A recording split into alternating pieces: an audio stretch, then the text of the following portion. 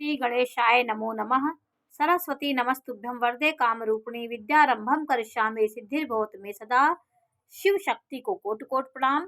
मेरे श्रोतागण, मैं आज आपको प्रत्येक लग्न के लिए उनका नौमेश कौन है, प्रत्येक लग्न आपके जीवन में कौन सी लग्न है आपकी, और लग्न में आपकी कौन सी राशि है, उससे संबंधित मैं आपको धन प्राप्ति और सफलता के कुछ ऐसे सिद्धांत हैं जो प्रत्येक लग्न वाले अपने जीवन में, उनके जीवन में होता है। वो सिद्धांत है, उसको लागू करके आप अपने जीवन को अच्छा बना सकते हैं और अपने इष्ट देव को जान सकते हैं। आपका इष्ट देव आपको किस रूप में मिल सकता है, तो इस बारे में मैं आज आपको जानकारी दे रही हूँ। आपका नवम का जो स्वामी होगा वो आपका इष्ट देव होगा। तो आपको अपना इष्ट देव, नवम भाव के स्वामी से आपको जानना होगा कि मेरा इष्ट देव कौन है और किस रूप में आपको वो मिल कर के आपको आनंदित कर सकता है। आप उसको पहचान नहीं सकते हैं, क्योंकि नारायण की, प्रभु की कृपा होगी तभी हम अपने इष्ट को पहचान पाएंगे, किस रूप में हमको प्रभु दर्शन देते हैं। बाबा तुलसीदास जी को पहली बार श्री रामचंद्र जी चित्रकूट में जब उनका दर्शन हुआ था, वो अनभिज्ञ थे, वो नहीं जान पाए।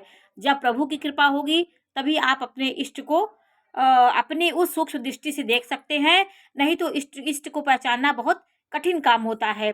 हम उनको नहीं पहचान पाते। तो किस रूप में हमारे इष्ट देव कभी ना कभी हमको किसी रूप में मिलते हैं जो हमारे जीवन को बहुत आगे, मेरा जीवन उनके मिलने के बाद बहुत आगे मेरा जीवन ही परिवर्तन हो जाता है।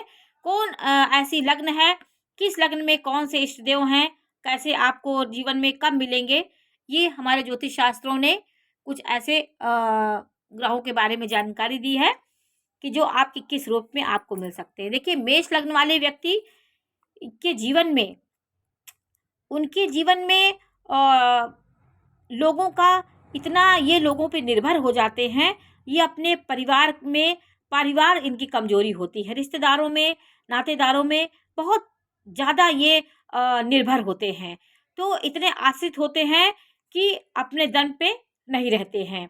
उससे इनको कभी ना कभी धोखा मिल सकता है और कभी ना कभी इनको सहयोग नहीं मिल सकता है, तो ये अंदर से टूट जाते हैं। मित्रों का सहयोग लेते हैं और ये रिश्तेदारों, भाई बहनों, सब पे इतना ज़्यादा निर्भर होते हैं। ये इनकी कमजोरी है। इनको इस कमजोरी को दूर करना चाहिए। स्वयं आत्मनिर्भर बनने की कोशिश करें। परिवार, रिश्तेदार, नातेदार, भाई बंधु, किसी के उतना सहारे नहीं रहना चाहिए। ये मेष लग्न वालों के लिए जानकारी है। और मेष लग्न वालों का नौमेष जो होता है वो गुरु होता है।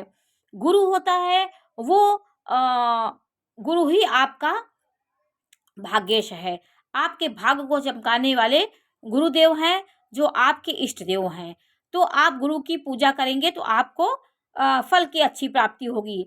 आपके इष्ट देव आपके गुरु हैं। आपको ये किस रूप में मिल सकते हैं, आपको वो किस रूप में मिल सकते हैं? आप अनभिज्ञ हैं, आप नहीं जानते हैं। जब प्रभु की कृपा होगी तभी हम अपने इष्ट देव को जान सकते हैं कि वो किस रूप में आपको जीवन में मिलते हैं। किसी संत के रूप में आपको वो मिल सकते हैं, किसी व्यक्ति के रूप में, और किसी संत महात्मा के रूप में आपको मिलेंगे, जिससे आपके जीवन में निरंतर प्रगति आपकी होती रहेगी। आप गुरु बना लीजिए किसी को, तो उनके आने से आपके जीवन में नाना प्रकार के आपकी उन्नति होती रहेगी। वृष राशि वाले, वृष लग्न वाले जो होते हैं वो बहुत ही दृढ़ संकल्प और स्थिर होते हैं। उनका नौमेष क्या होता है? उनका नौमेष होता है शनि। नवम का स्वामी शनि होता है। शनि आपको एक बुजुर्गों के रूप में शनि होता है। दलित वर्ग हैं, बड़े बुजुर्ग हैं, जो फकीर होते हैं, वो सब हमारे शनि के अंतर्गत आते हैं, जो कुछ किसी से इच्छा नहीं करते हैं और आपको सब कुछ बता देते हैं। उनको प्रभु के ऊपर निर्भर रहते हैं और फकीर की तरह अपना जीवन व्यतीत करते हैं। जैसे हमारे साईं बाबा थे, वो एक फकीर थे।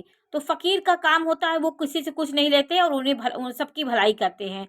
तो वृष लग्न यदि आपकी होगी यहाँ पे, तो आपका नवम का स्वामी 10 हो जाएगा।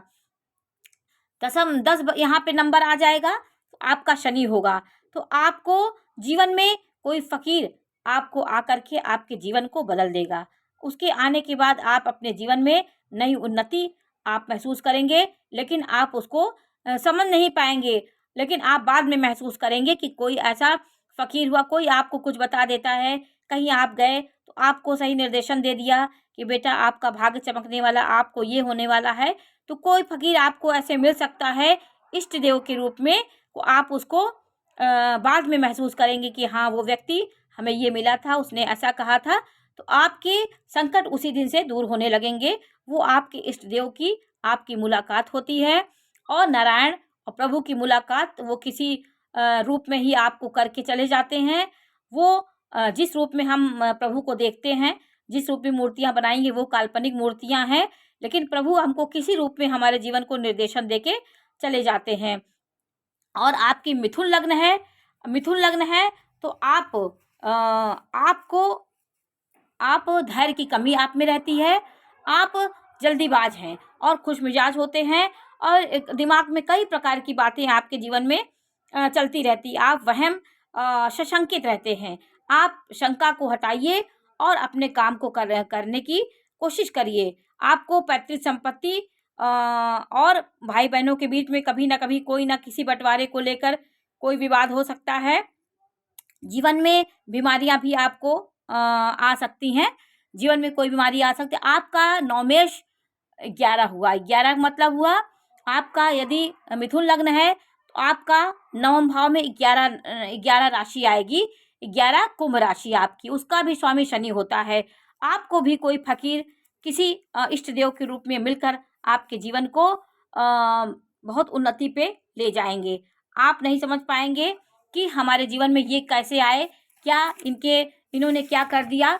जीवन में आपका बहुत बदलाव होगा। कोई फकीर, कोई ऐसे निर्दोष व्यक्ति, बुजुर्ग व्यक्ति के रूप में आपका भाग्योदय होगा। आपको पहचानने में आप उसको नहीं पहचान पाएंगे, लेकिन वो आपको पहचान के आपको दर्शन किसी ना किसी रूप में फकीर के रूप में आपको दे देगा।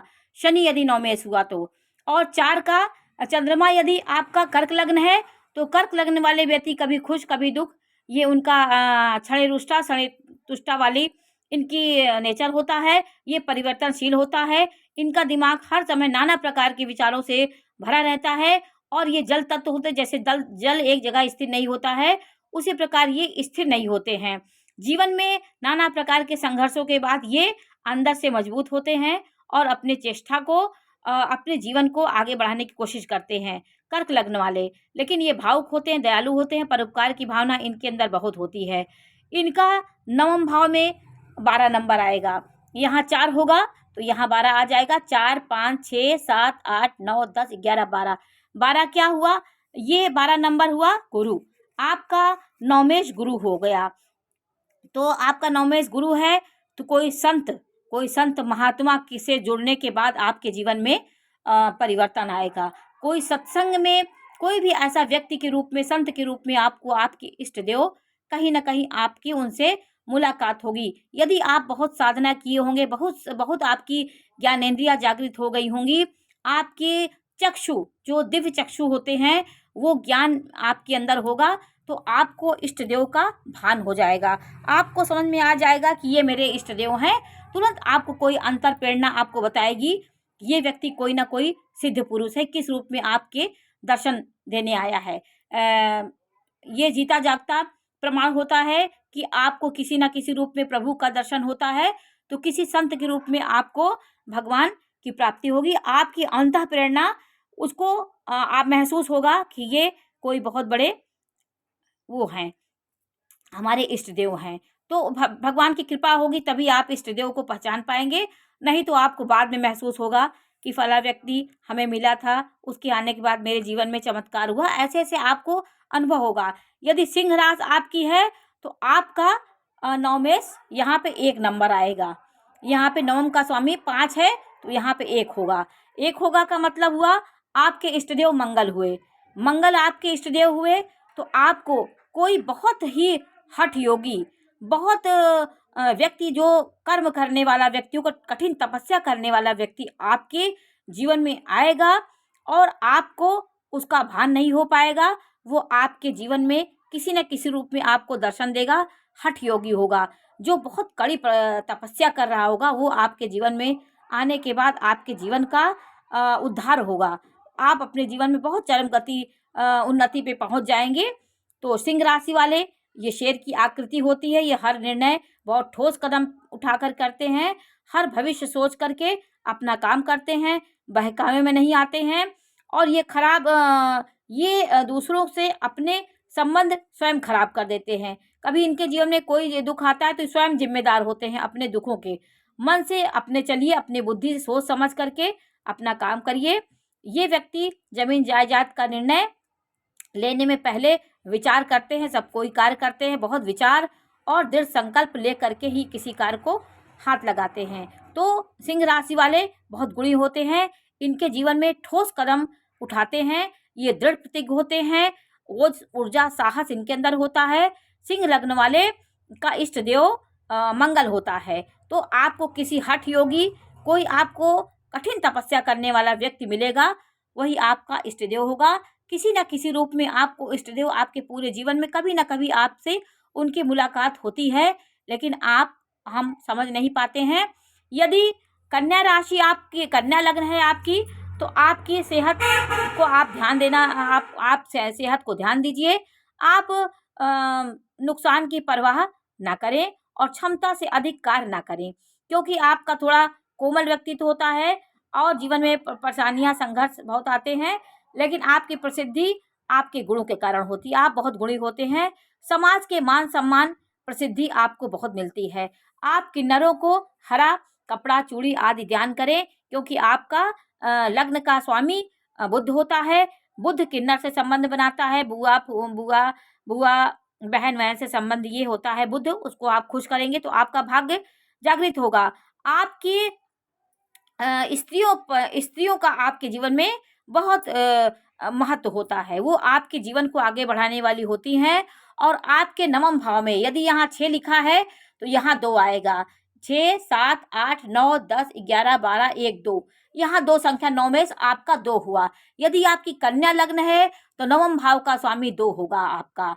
तो आपके जीवन में मातृ शक्ति के रूप में कोई नारी आपकी इष्ट देव के रूप में आपके जीवन में आएंगी। आपकी मातृ शक्ति आपकी इष्ट देव हैं। दुर्गा, काली, कोई भी आपकी देवी आपके जीवन में आकर के आपको, वो किसी रूप में हो सकती है, एक मातृ शक्ति के रूप में आपके जीवन में आएगी और आपके जीवन में नया चमत्कार होगा। तो किसी रूप में भी आ सकती है माँ आपके। तो आपका देवी शक्ति आपके जीवन में बहुत ज़्यादा काम कर सकती, किसी नारी के रूप में आपको माँ का दर्शन हो जाएगा। चाहे कोई संत हो जिसको आप अच्छी दृष्टि से देख रहे हो, आप उनको अपना गुरु मानते हो, उन्हीं के रूप में आप अपने मातृ शक्ति को देख सकते हैं, माता को देख सकते हैं। और आपका 7 हुआ, तुला राशि आपके तुला लग्न है, तो जीवन में आप बहुत सब सुविधाओं होने के बाद भी आप संतुष्ट नहीं रहते। आपका मन हर समय चलायमान रहता है, वायु तत्व तो आप में रहती है। आप हर समय, आपके बहुत कुछ होने के बाद भी आप कभी मन से संतुष्ट नहीं होंगे। तराजू के पलड़े जैसे दोनों होते हैं, दोनों का संतुलन बनाए रखते हैं जीवन में, बहुत सोच विचार करके एक तरफ कभी नहीं चलते। यदि एक तरफ ज़्यादा आप लोड लेंगे तो आपके जीवन आपका संतुलित हो जाएगा। न्याय प्रिय होते हैं, परिवार के लोगों के सुख के बारे में सोचते हैं। तुला राशि वाले, तुला लग्न वाले, सहानुभूति होती है आपके अंदर, सिद्धांतों को अड़े रहते हैं। आपके जीवन में कोई नवयुवक के रूप में आप अपने इष्ट देव का दर्शन कर सकते हैं। क्योंकि आपका नवम में 3 और 6 राशि आती है। 3, 6 राशि आएगी तो आपके जीवन में आपके कोई यंग टाइप का कोई व्यक्ति होगा, उस रूप में आपको ईश्वर आपके इष्ट देव दर्शन दे सकते हैं। तो ये हमारे शास्त्रकारियों ने कुछ ऐसे लोगों बारे में बताया है जिसको हम महसूस कर सकते हैं। तो ये विद्या है, ये विद्या में नाना प्रकार की बातें ऐसे हैं, अपने इष्ट देव को किस रूप में देख सकते हैं। बहुत गहराई से इस सब चीज़ का अध्ययन किया जाता है। आपको ईश्वर कभी उस रूप में नहीं देख सकते हैं। सपने में भले आपके अंदर आकृति हो तो प्रभु को देख ले, लेकिन आपको रियल जीवन में, सत्य जीवन में आपको किसी न किसी व्यक्ति के रूप में आपको इष्ट देव का दर्शन होता है। आपका तो आपको मातृ शक्ति से, आपको मैंने बताया कि आपकी तुला लग्न है तो यहाँ पे 3 आएगा, यहाँ पे 3 आएगा, 3 4 5 6 7, यहाँ पे 3 आएगा, तो 3 आएगा तो आपको कोई नवयुवक, जैसे तुलसीदास जी को नवयुवक के रूप में भगवान रामचंद्र जी दर्शन दिए थे, वैसे आपको किसी छोटा सा उम्र का कोई व्यक्ति होगा, वो आपके जीवन को आपको दर्शन देगा। और आप, अगर आप सिद्ध होंगे, आप ज्ञान होगा आपके अंदर, तो आप उसको समझ जाएंगे, नहीं तो नहीं समझ पाएंगे। तो आपको समझने के लिए आपके दिव्य चक्षु होने चाहिए। अंतर्ज्ञान, जितनी साधना आपकी होगी, आप उस समय उस पल उसको देख लेंगे। नाना प्रकार के ऐसे जीवन में आप रामायण महाभारत कहीं भी आप देखिए, तो आपको भगवान कभी उस रूप में नहीं दर्शन दिए हैं। आपके दिव्य चक्षु होंगे तो आप उसको निहार सकते हैं, देख सकते हैं। यदि आपका वृश्चिक लग्न हुई तो आप व्यक्ति का स्वामी मंगल होता है। आप सेनापति, साहस के कार्य करने वाले होते हैं। आपके अंदर आप किसी से उम्मीद ना रखें। कभी आप ज़्यादा उम्मीद किसी से रखेंगे तो आपको धोखा मिलेगा।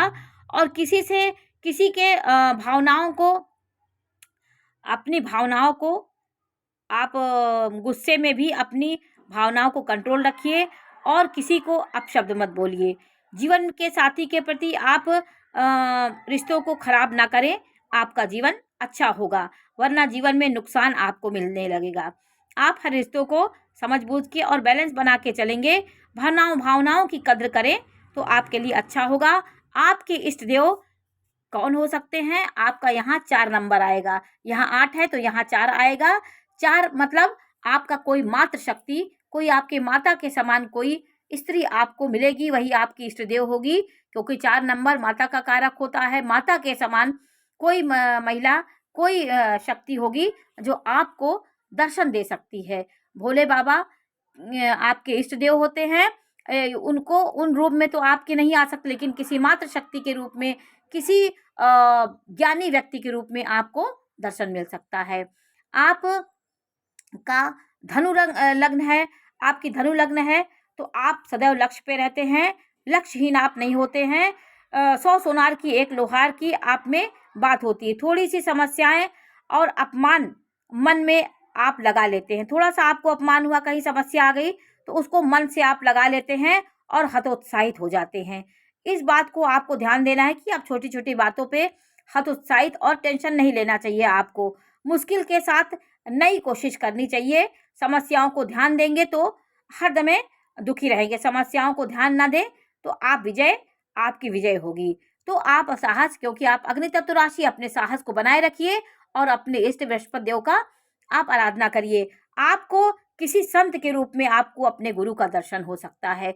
कोई आपके संत आपके होंगे जो आपको ज्ञान देंगे और आपके जीवन को नई दिशा देंगे। वो कहीं ना कहीं आपको मिल सकते हैं किसी दूसरे रूप में। संत, एक ज्ञानी संत के रूप में आगे आपके जीवन में परिवर्तन होगा तो आप उसको समझेंगे। आपके नवमेश आपका इष्ट देव होगा। यहाँ पे आप 9 होगा तो यहाँ 5 होगा, 5 6 7 8 9, तो यहाँ पे 5 नंबर होगी तो कोई संत महात्मा आपके इष्ट देव होंगे, वो आपके जीवन को परिवर्तन करेंगे। और यहाँ मकर राशि हुई तो आपकी यहाँ पर कौन सी संख्या आएगी? 6 नंबर आएगी। यहाँ पे कन्या राशि आएगी, यहाँ पे आपके 9 में 9 6 7 8 9 10, यहाँ पे 10 हुआ तो यहाँ 6 आएगा। इसको आपको देखना होगा कि आपका नवमेश कौन है।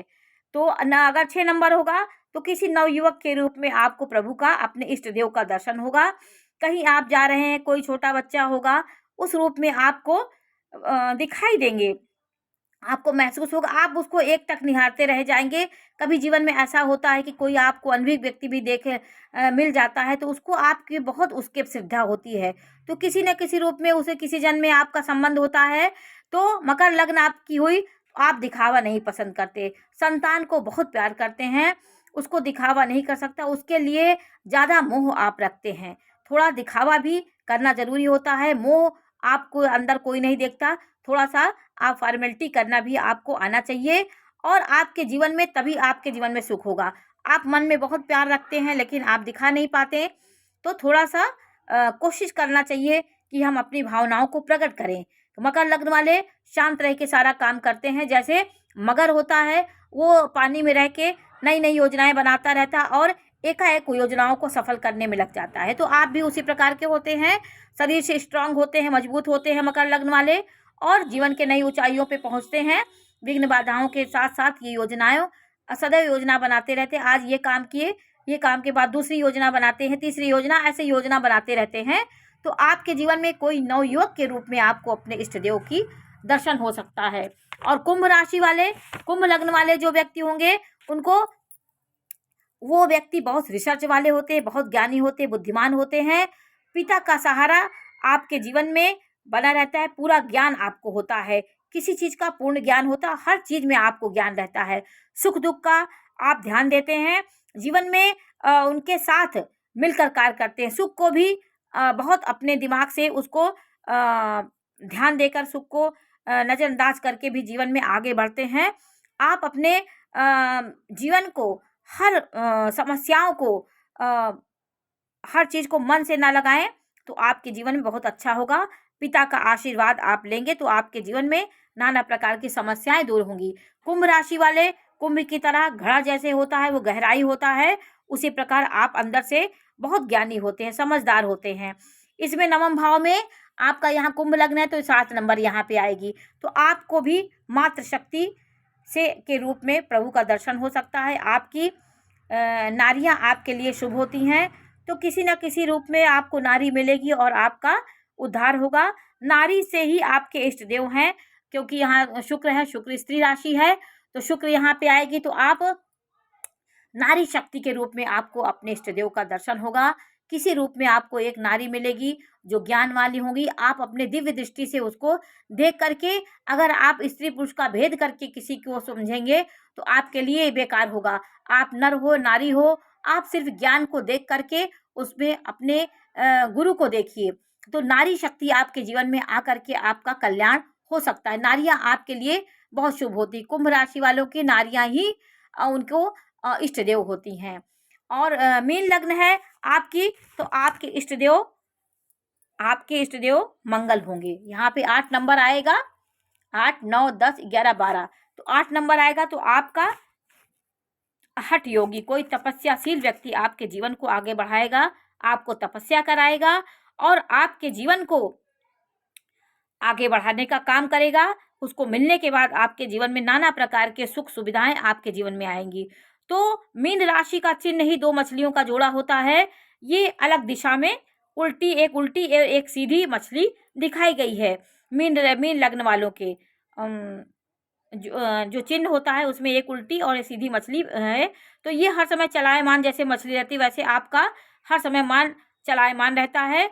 आप दूसरों को मार्गदर्शन दे सकते हैं, अच्छी बात बता सकते हैं, लेकिन खुद पर जब वो मार्गदर्शन लागू करेंगे तो आप अपना निर्णय नहीं ले पाते हैं, उसमें आप उलझ जाते हैं। दूसरों को हर समस्याओं को आप सुलझाते रहेंगे, लेकिन अपनी समस्याओं को आप नहीं सुलझा पाते। तो मीन लग्न वाले एक्टिव पुरुष होते हैं, आप परफेक्ट व्यक्ति होते हैं, उनके अंदर ज्ञान विज्ञान हर चीज़ रहता है और लोगों को आगे बढ़ाने का काम करते हैं। संत महात्मा इसी राशि वाले होते हैं, लग्न वाले। आपके जीवन में हठ योगी, कोई कठिन तपस्या करने वाला व्यक्ति आपके जीवन को आगे बढ़ा सकता है। तो आपके इष्ट देव के अनुसार आप चलेंगे तो आपके जीवन में नाना प्रकार के उन्नति आपकी होगी। तो इष्ट देव को जानने के लिए हम नवम भाव के स्वामी को जानेंगे। आज मैंने आपको बताया कि आपके इष्ट देव आपको उस रूप में कभी नहीं मिल सकते हैं, आपका इष्ट अलग भी हो सकता है। देखिए, मेष लग्न वालों का नवमेष नवम भाव का स्वामी धनु हुआ, गुरु हुआ। 2 नंबर की राशि का स्वामी इनका नवमेष शनि हुआ। और मिथुन लग्न वालों की नवमेष शनि हुआ। 4 नंबर की राशि कर्क राशि का नवमेष गुरु हुआ। 5 का सिंह राशि का नवमेष मंगल हुआ। कन्या राशि का शुक्र हुआ। तुला राशि का बुध हुआ। वृश्चिक राशि का चंद्रमा नवमेष हुआ। और धनु राशि का सूर्य नवमेष हुआ। और 10 मकर राशि का बुध नवमेष हुआ। कुंभ राशि का शुक्र नवमेष हुआ। और 12 मीन राशि का मंगल नवमेष हुआ। तो नवमेष के अनुसार आप अपने आराधना करें और आपको इष्ट की कैसे प्राप्ति होगी इस बारे में मैंने आपको जानकारी दी। इसको आप समझेंगे तो आपको बहुत अच्छा लगेगा, क्योंकि कभी कभी ऐसी अनुभूतियाँ होती हैं जीवन में। ऐसा नहीं होता है कि जो मैंने बताया उसी तरह आपको अनुभूति होगी। आपको खुद अनुभूति होगी कि आप किसी से मिले होंगे, उसके बाद आपके जीवन में नया चमत्कार हुआ होगा। फिर वो व्यक्ति आपको नहीं मिल पाता है, तो वो आपके इष्ट देव होते हैं। अगर आपके ज्ञान ज़्यादा है तो आप तुरंत समझ लेंगे, नहीं है तो आपको बाद में समझ में आएगा। कभी ना कभी आपको समझ में आता है, आपको इष्ट देव किसी न किसी रूप में दर्शन दे देंगे। तो मैंने आज आपको इसकी जानकारी दी। अगर ये आपको आपके 9 भाव के स्वामी से आप अपने इष्ट को देखिए, और आपको जानकारी कैसी लगी हमें कमेंट्स करके बताइए। आपका हमारा चैनल आपको कैसा लग रहा है, इसके बारे में भी हमको जानकारी दीजिए। मैं ऐसी नई नई जानकारी आपको देती रहूँगी। मेरे चैनल को सब्सक्राइब करिए, लाइक करिए, शेयर करिए और कमेंट्स करिए। मैं आपको सारी जानकारी दूँगी। नमस्कार।